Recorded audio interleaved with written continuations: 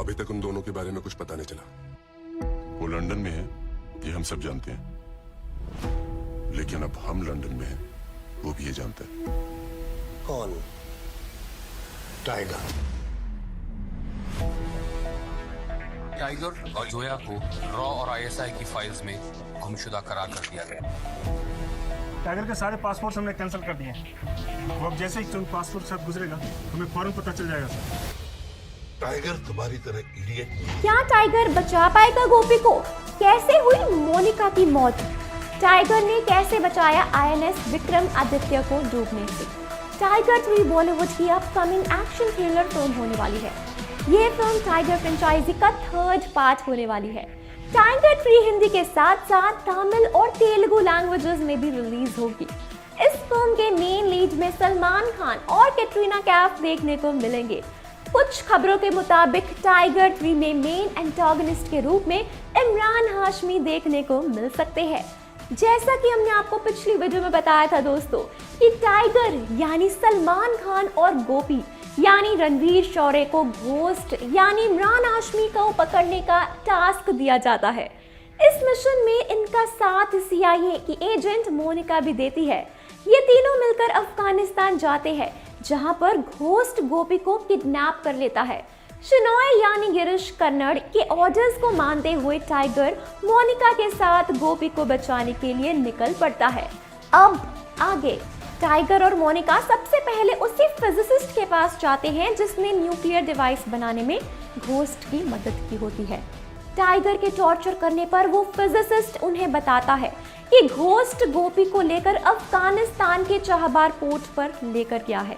Tiger उसे ghost के plan के बारे में पूछता है, तब फिजिसिस्ट कहता है उसे घोस्ट के प्लान के बारे में कुछ नहीं पता। उसका काम सिर्फ न्यूक्लियर डिवाइस बनाने में घोस्ट की मदद करना था। उस फिजिसिस्ट से जितनी हो सकती थी उतनी जानकारी लेने के बाद टाइगर उस फिजिसिस्ट को गोली मार देता है, जिसके बाद टाइगर और मोनिका चाहबार के लिए निकलते हैं।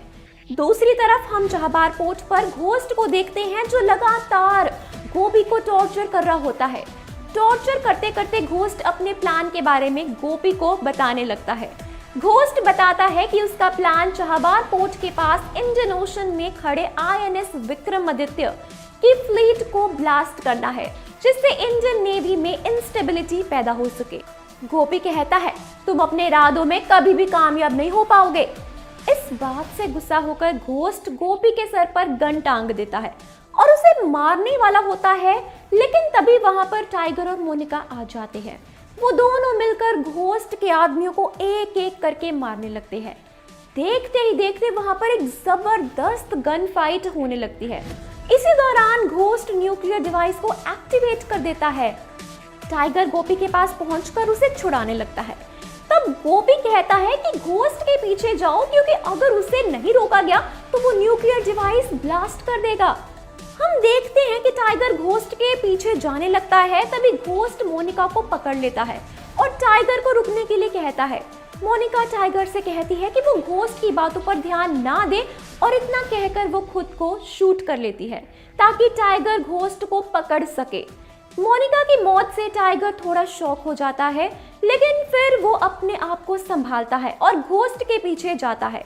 घोस्ट एक स्पीड बोट में न्यूक्लियर डिवाइस को लेकर आईएनएस विक्रमादित्य की तरफ बढ़ रहा होता है। टाइगर भी उसी बोट पर छलांग लगाता है।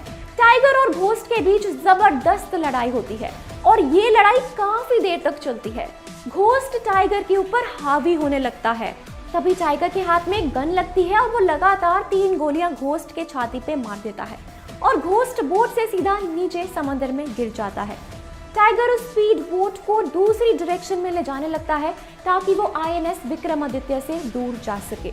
और जब न्यूक्लियर डिवाइस के ब्लास्ट होने में ज्यादा टाइम नहीं बचा होता तो टाइगर उस न्यूक्लियर डिवाइस को समंदर में फेंक देता है।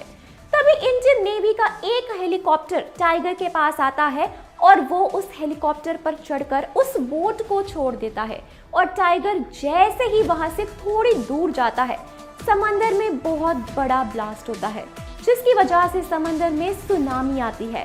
लेकिन आईएनएस विक्रमादित्य एकदम सुरक्षित होता है।